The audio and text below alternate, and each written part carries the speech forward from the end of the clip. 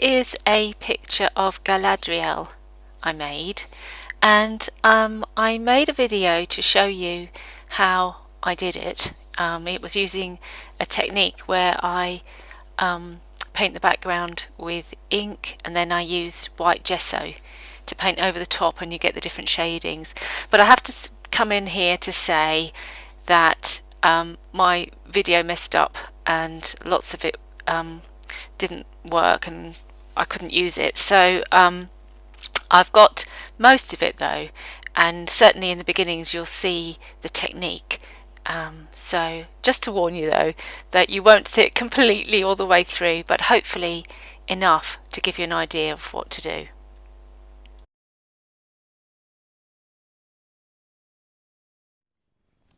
Hello and welcome to my channel. Just popping in with a very quick video today. I'm going to try something a bit different. I'm also trying something a bit different with my Mac. Basically it's very old, although I don't think it's that old. 8 years is not particularly old, but according to Apple Mac I'm obsolete, which is charming. So I'm endeavouring to eke out the life of this Mac a bit longer, so I've cleared stuff off and I've put a new version on, etc. So we'll see how it works today. So what I'm going to do today is something that I've done before using Qwink, and I'll put links to those previous videos in the comments. But this time I'm trying a different ink. I don't know how they're going to behave. It's actually a mixture of these two. They are by Rohrer and Klingner. I think it's a German make. Schriebtinte and... oh no, they're both Schriebtinte.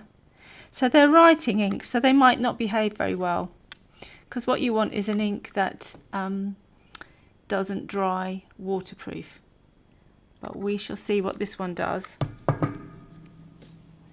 I've put a layer across of this mixture and it's quite uneven, but I'm not too worried about that because, as I say, this is a bit of an experiment. So what I'm going to do is I'm going to draw a face outline like I did before, and then I will come back and continue.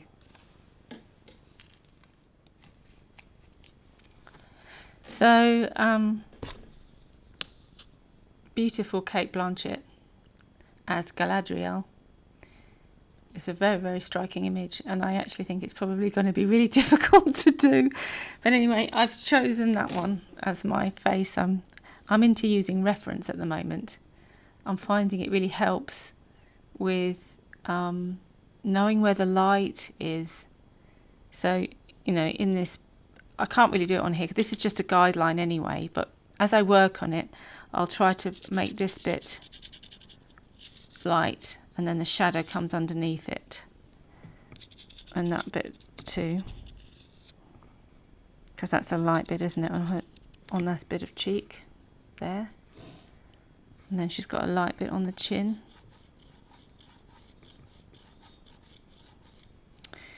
But my intention is to achieve all this light and shade by using water and white gesso. So I'm just going to have a go. So I've got my water off screen. Excuse me.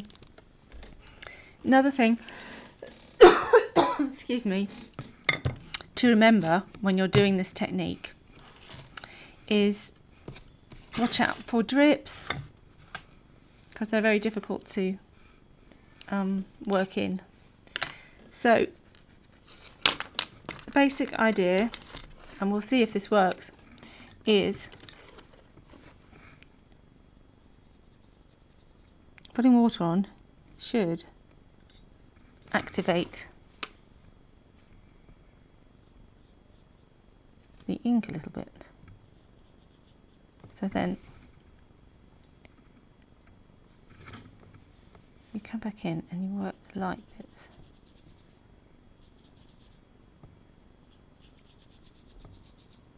and it mixes.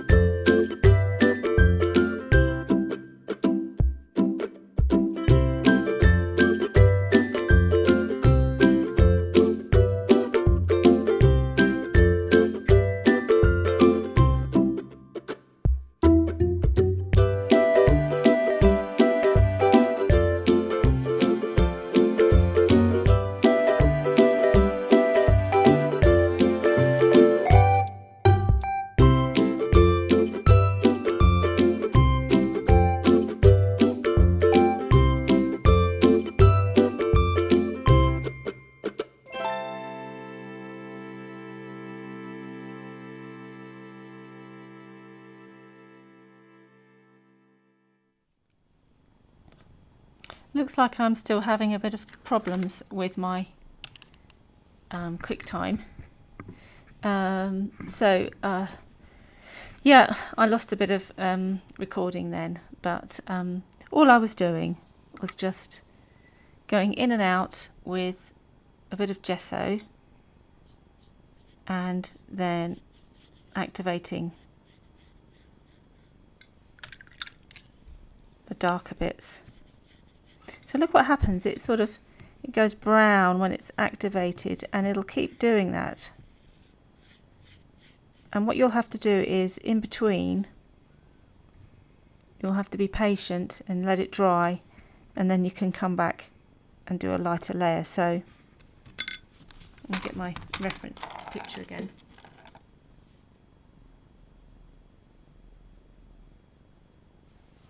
So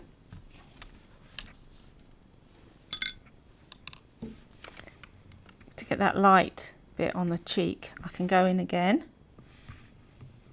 and see if I can get it to be a bit lighter. And it comes down, doesn't it? And it goes on the chin.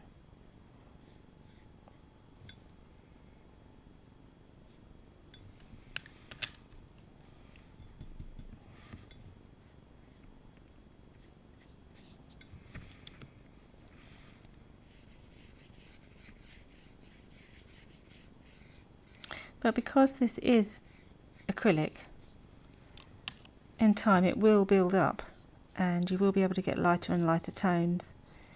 But there's an element of working with it and being a bit more patient, which is not a strong point for me, but I'm going to persevere.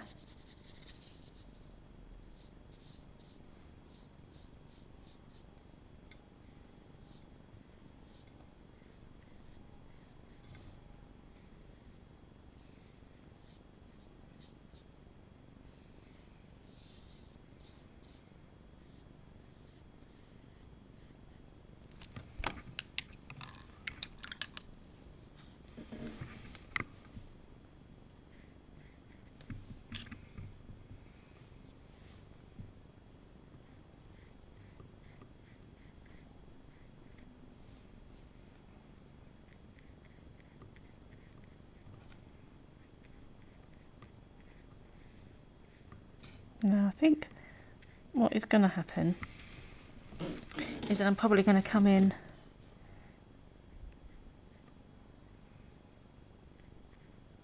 with pen or pencil to do some of these details in the eyes.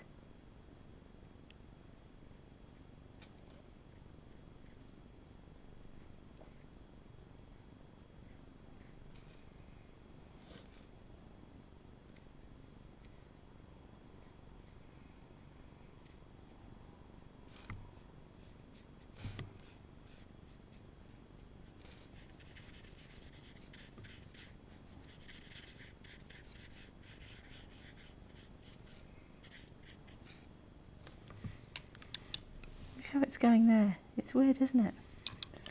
It's fun though. I think it's fun.